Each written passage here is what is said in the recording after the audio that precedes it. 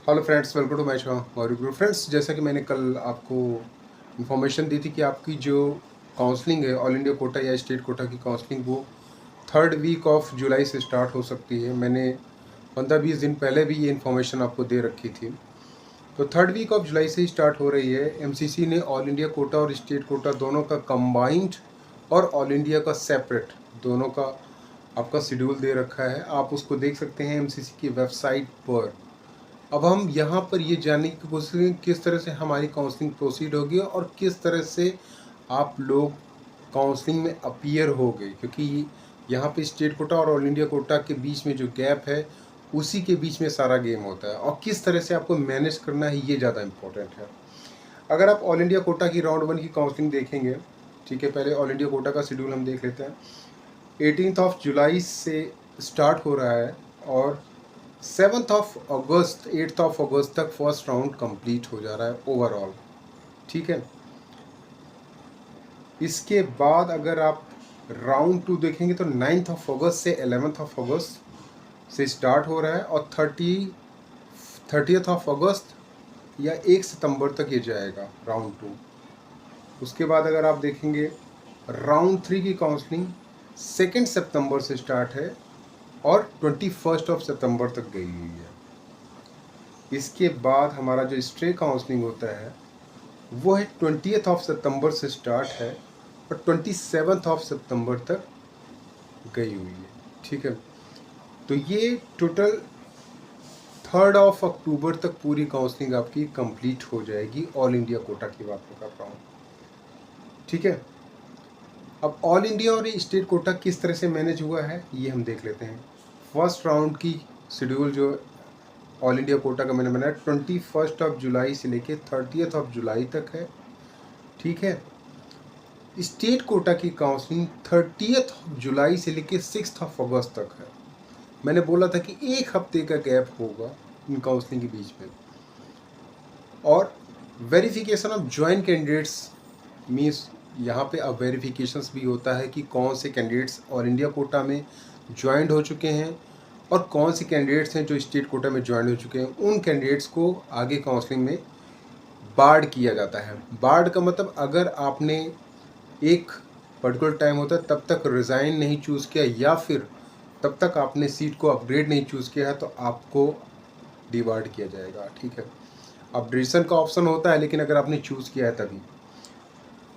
तो 40th of अगस्त तक state Kota और इंडिया कोटा दोनों कंप्लीट होगा। अब यहाँ पे देखिए आप, फर्स्ट राउंड की काउंसलिंग 21 ऑफ जुलाई से स्टार्ट हो रही है ऑल इंडिया कोटा की और 30th ऑफ जुलाई से स्टार्ट हो रही है स्टेट कोटा की। जब आप देखेंगे तो ज्वाइनिंग डेट में भी एक हफ्ते का गैप है। मीन्स आपको डिसीज़न लेना पड़ेगा कि ऑल इंडिया कोटा की सीट लेके आपको अपग्रेड चूज़ करना है या फिर स्टेट कोटा की सीट लेके अपग्रेड चूज़ करना है या फिर दोनों की सीट को लेके अपग्रेड चूज़ करना है, क्योंकि दोनों के केस में आपको डॉक्यूमेंट्स दिखाने होंगे, डॉक्यूमेंट वेरीफाई कराना होगा, डॉक्यूमेंट आपको सबमिट भी करना होगा।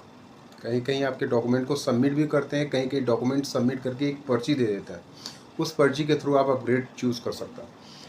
तो लास्ट डेट ऑफ ज्वाइनिंग देख लीजिए 6 ऑफ अगस्त है ऑल इंडिया कोटा की और 12 ऑफ अगस्त है स्टेट कोटा की। मीन्स पूरा आपको समय मिलेगा all India quota state Kota में ये पूरा जानने के लिए कि आपके लिए क्या बेस्ट हो सकता है, क्या बेटर ऑप्शन हो सकता है, ठीक है। कहाँ पे आपको ज्वाइन करना है, कहाँ पे आपको नहीं ज्वाइन करना। वैसे राउंड 1 में जैसे मैंने पहले भी बात की हुई है कि राउंड 1 में आपको घबराने की कोई ज़रूरत नहीं है। दोनों state quota all India Kota दोनों की सीटें आप छोड़ सकते हैं, फ्री एग्जिट होता है। लेकिन राउंड 2 के बाद आपकी प्रॉब्लम शुरू होती है। राउंड 2 अगर आप देखेंगे तो राउंड 2 की counselling state all India Kota के 12 ऑफ अगस्त से 20th ऑफ अगस्त तक है, ठीक है। और स्टेट कोटा की काउंसलिंग 90th ऑफ अगस्त से लेकर 29th ऑफ अगस्त तक है, ठीक है। लास्ट डेट ऑफ ज्वाइनिंग है 29th of August all India Kota की, 4th ऑफ सितंबर 2025 ये है स्टेट कोटा की। मीन्स यहाँ पर भी 6-7 दिन का गैप आपको मिलेगा। अब यहाँ पे आपको सावधानी बरतनी शुरू करनी है कि राउंड 2 की सीट आपको कहाँ लेनी है, ऑल इंडिया कोटा में लेनी है कि स्टेट कोटा में, क्योंकि राउंड 2 के बाद फिर आपको प्रॉब्लम फेस करनी पड़ेगी। क्योंकि जहाँ पर भी आप डॉक्यूमेंट सबमिट करेंगे वहाँ से दूसरी जगह पे डॉक्यूमेंट्स या अदर राउंड की काउंसलिंग में आप डॉक्यूमेंट्स नहीं दिखा पाएंगे अनटिल अनलेस कि वहाँ से आप रिज़ाइन करें, ठीक है। तो यहाँ से आपको सावधानी रखनी है। राउंड 3 3rd ऑफ सितंबर से लेकर 10th ऑफ सितंबर से स्टार्ट है ऑल इंडिया कोटा के, 9th ऑफ सितंबर से 18th ऑफ सितंबर तक स्टेट कोटा के स्टार्ट है।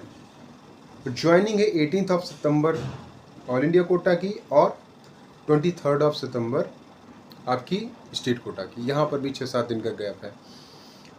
3rd राउंड के बाद आप कुछ भी ऐसा मिस्टेक मत करिएगा, क्योंकि सेकेंड राउंड से 3rd राउंड अपग्रेड कर सकते हैं, फर्स्ट राउंड से सेकेंड राउंड अपग्रेड कर सकते हैं, ठीक है।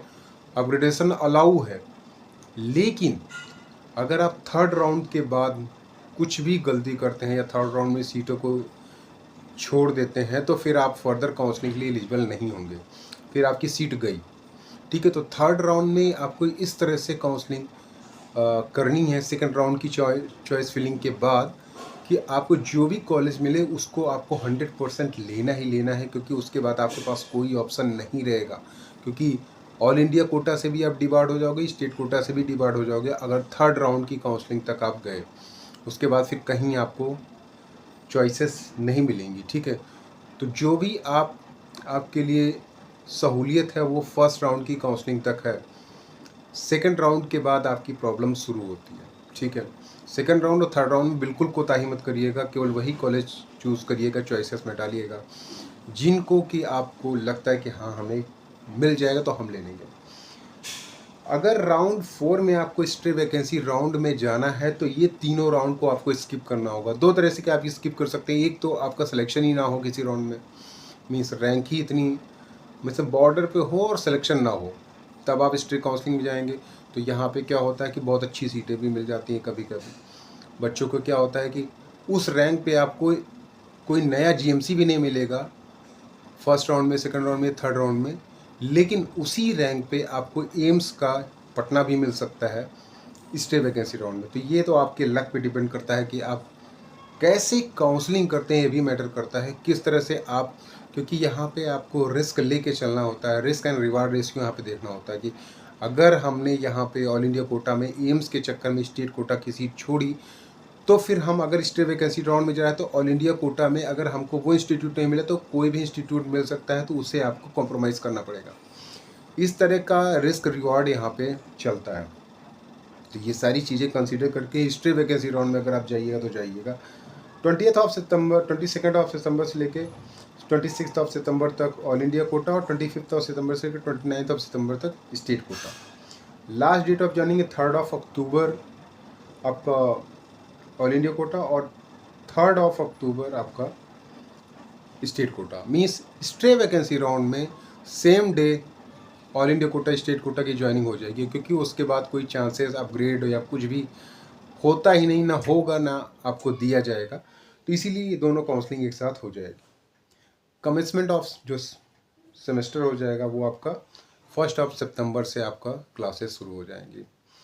तो 4th राउंड में तो कुछ भी नहीं कर सकते स्टे वैकेंसी राउंड में, उसमें आप अगर गलती से भी कुछ किए तो हो सकता है आपको नीट में भी नेक्स्ट ईयर आपको डाला ना जाए। तो जो भी कॉलेज डालिएगा, अगर मान लीजिए रैंक भी आपकी ख़राब है और आपको पता है कि आपको कोई जीएमसी नहीं मिलेगा, आपने किसी डीम्ड यूनिवर्सिटी का नाम डाल दिया या किसी बीडीएस के कॉलेज का नाम दिया, बीएससी नर्सिंग का कुछ भी ऐसा डाल दिया, तो आपके लिए प्रॉब्लम हो सकती है। कोई भी सीट आपको मिलेगी तो आप छोड़ेंगे तो आपको फ़ाइन देना पड़ेगा। तो ये सारी चीज़ें ध्यान में रखिए। काउंसलिंग में सारे डॉक्यूमेंट्स अभी से क्लियर कर लीजिए। That's all.